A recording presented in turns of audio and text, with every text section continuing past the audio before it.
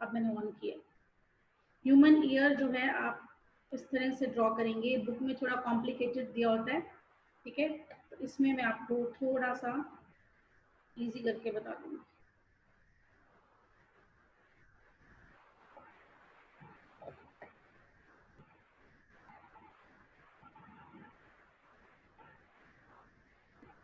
Human ear को हम 3 parts में डिवाइड करते हैं। External ear, this is middle ear, और इसके बाद आता है internal ear.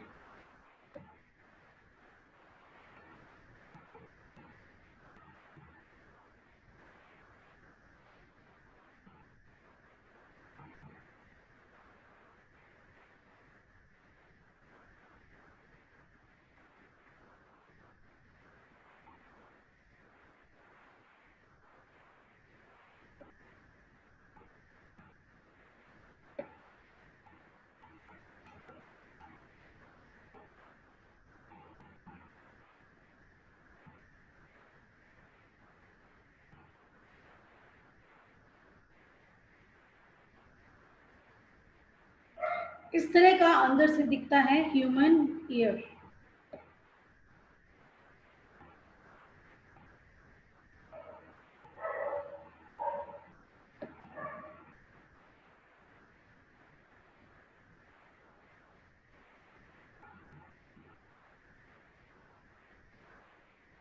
This part is internal ear.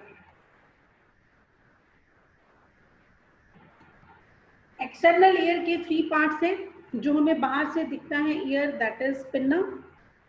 Pinna जो है वो एक कार्टिलेज का बना हुआ स्ट्रक्चर है। कार्टिलेज क्या होता है? ऐसा स्ट्रक्चर जो कि बोन्स जैसा हार्ड भी नहीं है और मसल्स जैसा सॉफ्ट भी नहीं है, ठीक है। ये इसको आप हाथ लगाओ, बोन्स को हाथ लगाओ, बोन्स आपको हार्ड लगेंगी।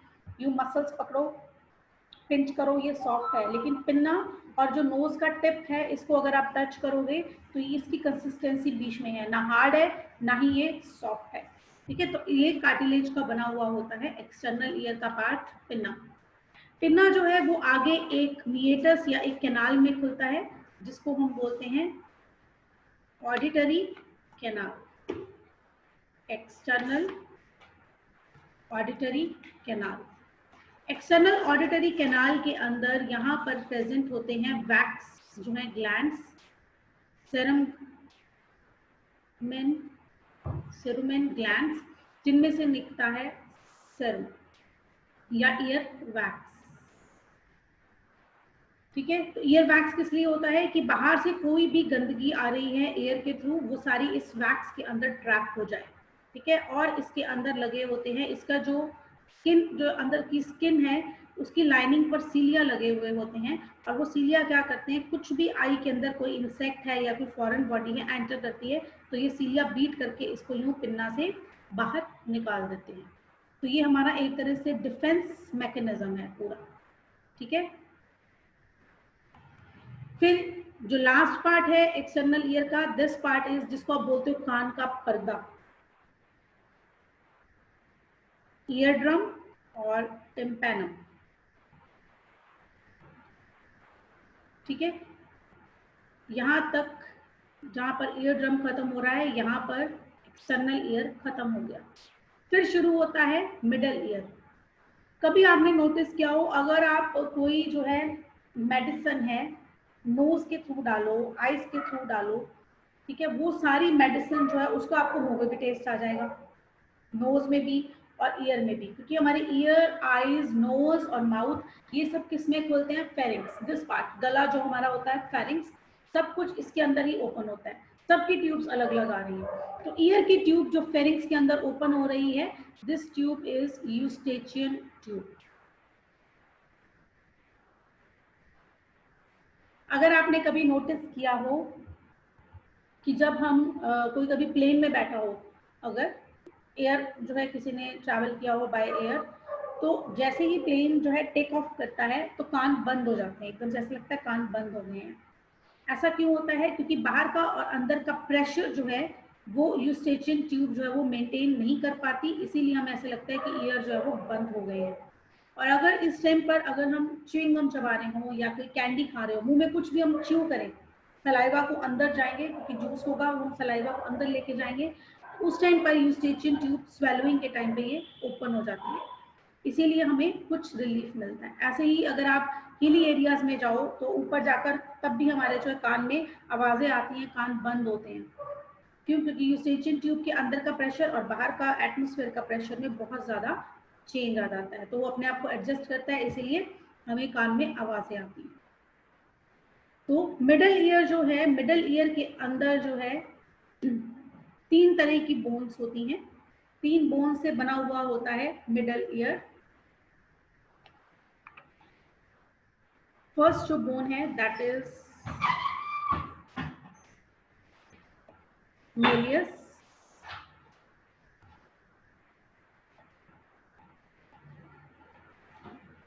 मेलियस जो बोन है वो फर्स्ट बोन होती है मिडल ईयर की, and it is hammer shaped.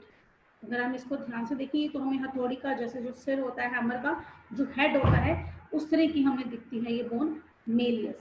Second जो बोन है that is incus, incus is anvil shaped. Anvil होती है एक तीखी सी जो एक इंस्ट्रूमेंट होता है जो कि कारपेंटर्स यूज करते हैं, इसको आप अगर गूगल पे सर्च करके इसकी इमेज देख लेना एनविल की, हो सकता है आपने निहाई इसको बोलते हैं, तो ये कारपेंटर्स यूज करते हैं। एक तीखा सा उसमें ऐसे कॉर्नर होता है और ऐसे टेबल जैसा फ्लैट सा पीछे सरफेस होता है, इस तरह की एनविल जैसी शेप की बोन होती है इनकस। और हमारी बॉडी की द स्मॉलेस्ट बोन, सबसे जो हमारी बॉडी की छोटी बोन है दैट इज स्टेप्स। ये होती है लास्ट बोन। जो स्टेप्स है वो कांटेक्ट बनाती है इंटरनल ईयर के साथ, और जो मेलियस है वो कांटेक्ट बनाती है एक्सटर्नल ईयर के साथ, ईयर ड्रम के साथ जुड़ी हुई होती है। तो ये आगे जो है external ear, sorry middle ear जो इंटरनल ईयर में ओपन होता है, तो ओपन होने के लिए इसकी वॉल के अंदर 2 तरह की विंडोज होती हैं, 2 ओपनिंग्स होती हैं।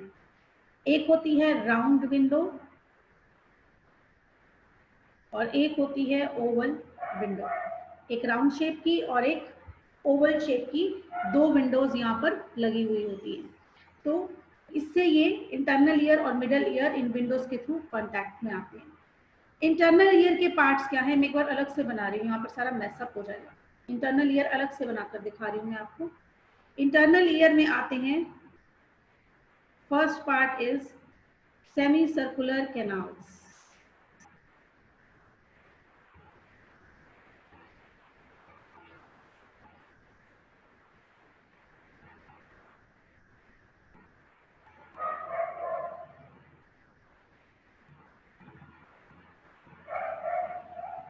ये हैं semi circular canals, half circle जैसी शेप की होती है। अगर हम इंटरनल ईयर को देखें तो पूरा इंटरनल ईयर जो है वो, ये मैं डबल कर रही हूँ इसको, लाइनिंग आप देख रहे हैं, तो पूरा जो जितना भी हमारा इंटरनल ईयर है उसके अंदर 2 पार्ट्स होते हैं। जो बाहर का पार्ट है दैट इज बोनी लैबिरिंथ,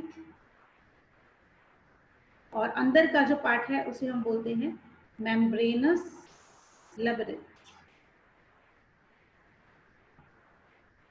और ये है सेमी सर्कुलर कैनाल्स।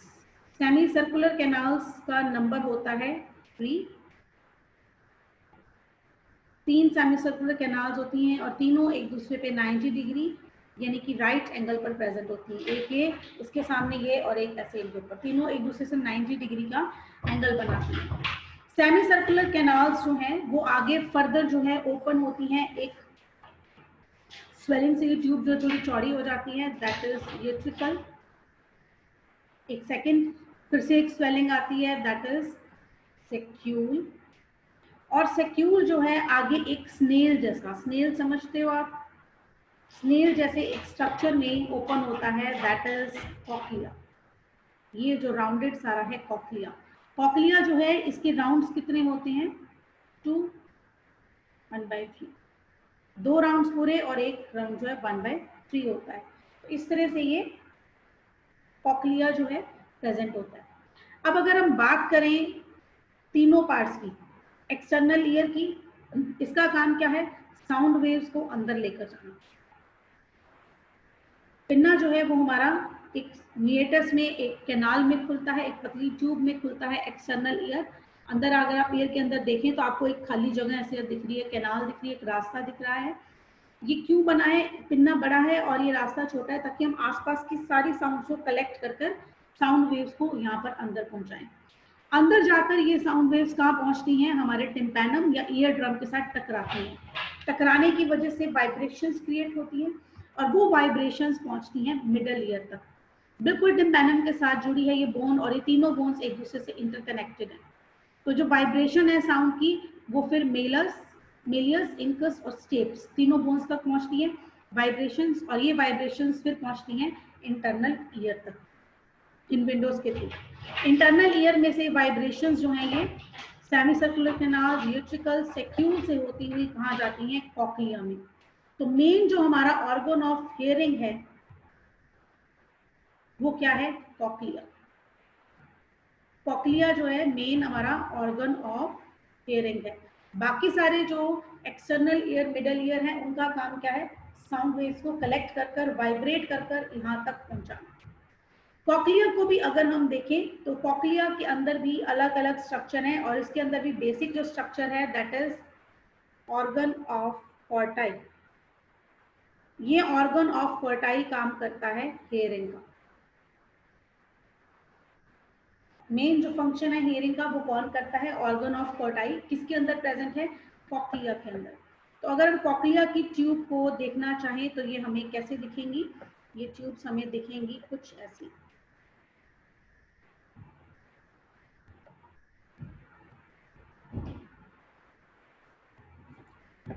ये इस तरह से हमें ये ट्यूब अंदर से नजर आएंगी। इन ट्यूब्स के अंदर जो है जब हम देखेंगे तो ये जो बीच वाला ये पार्ट है, यहाँ पर एक मेम्ब्रेन प्रेजेंट है।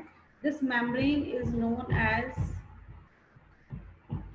Basilar membrane.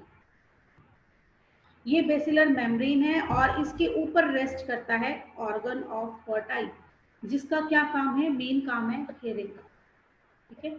ईयर की अगर हम बात करें तो ये जो ईयर है इसके अंदर इंटरनल ईयर है, इसके अंदर मैंने आपको बोला साउंड वेव्स जो है वो वाइब्रेट होकर पहुंचती हैं। मिडल ईयर के अंदर हमने देख लिया वाइब्रेशंस को एक्चुअली एक मीडियम तो चाहिए पहुंचने के लिए। जैसे अगर मैं वाइब्रेशन करती हूँ, किसी भी चीज से वाइब्रेशन होती है तो उसको एक मीडियम चाहिए जिससे कि वो ट्रैवल होगा। तो ये तो साउंड वेव्स यहाँ से डायरेक्टली ईयर ड्रम में जाती हैं, ईयर ड्रम में वाइब्रेशन स्टार्ट होती है। तो ये तीनों बोन्स जो एक मीडियम है जिससे वाइब्रेशन ट्रांसफर होगी मिडल ईयर के अंदर। इंटरनल ईयर में जो वाइब्रेशंस किसके थ्रू ट्रांसफर होती हैं? एक फ्लूइड के थ्रू। जो मेम्ब्रेनस और बोनी लेबिरिंथ है, इनके अंदर एक फ्लूइड भरा हुआ होता है and that fluid is known as endolymph. इस एंडोलिम्फ से ये साउंड की वाइब्रेशंस जो है सारी ये कहाँ पहुंचती हैं? कॉक्लिया तक। और कॉक्लिया कभी ये ट्यूब को अगर हम काट के देखें तो अंदर से हमें ये क्या दिखता है? ऐसा बेसिलर मेम्ब्रेन और उसके ऊपर ऑर्गन ऑफ कोर्टाई। तो ये ऑर्गन ऑफ कोर्टाई जो है ये जुड़ा होता है नर्व से, ऑडिटरी नर्व। ऑडिटरी नर्व जो सीधा कहाँ जाती है? ब्रेन तक। तो हमने जो भी साउंड सुनी वो साउंड्स जो हैं वो ऑडिटरी नर्व के थ्रू हमारे ब्रेन तक जाती हैं। ब्रेन में इंटरप्रिटेशन होती है, कैलकुलेट किया जाता है कि हाँ क्या ये आवाज मैंने पहली बार सुनी है या पहले सुनी थी तो इसका मतलब क्या था। और मेमोरी सेल्स जो ब्रेन के होते हैं वो हमें इंटरप्रेट करके बताते हैं कि हाँ पिछली बार ये आवाज सुनी थी तो इसके, जैसे मैंने फिर से वो एग्जाम्पल, मैंने इस चीज को पेन कहा था तो पेन, इसका मतलब कोई मेरे से पूछ रहा है ये क्या है? पेन। एक बार पेन बोला वो याद हो जाता है हमें कि वो पेन है, और हम उसको पेन जो है इंटरप्रेट करके बोल कर बताते हैं। ठीक है। और हम बार बार सुनने की वजह से ही ये सारी चीजें इंटर रिलेटेड है। हमने कोई चीज देखी, कोई चीज सुनी तो हम उसी चीज को फिर बोल भी पाते हैं। ठीक है। तो सुनकर ऑडिटरी नर्व जो है इंटरप्रेट करती है और फिर हम वो साउंड वेव्स पर जो इंटरप्रिटेशन है उसको हम स्पीक कर बताते हैं कि ये लास्ट टाइम सुना था तो क्या है और अब ये क्या है। इस तरह से हमारा हियरिंग का फंक्शन होता है। अगर बेसिकली हम बात करें तो ईयर का फंक्शन क्या होगा? What is the function of ear? हाँ जी, you can raise your hand. Ma'am to maintain the balance of a body. Yes, to maintain the balance. कान जो है वो सुनने के लिए नहीं बने। कुछ लोग जो हैं वो डेफ भी होते हैं, बहरे भी होते हैं, ठीक है, फिर भी उनके अंदर ईयर लगे हुए होते हैं। ऐसा तो नहीं कि ईयर होता नहीं है, ठीक है।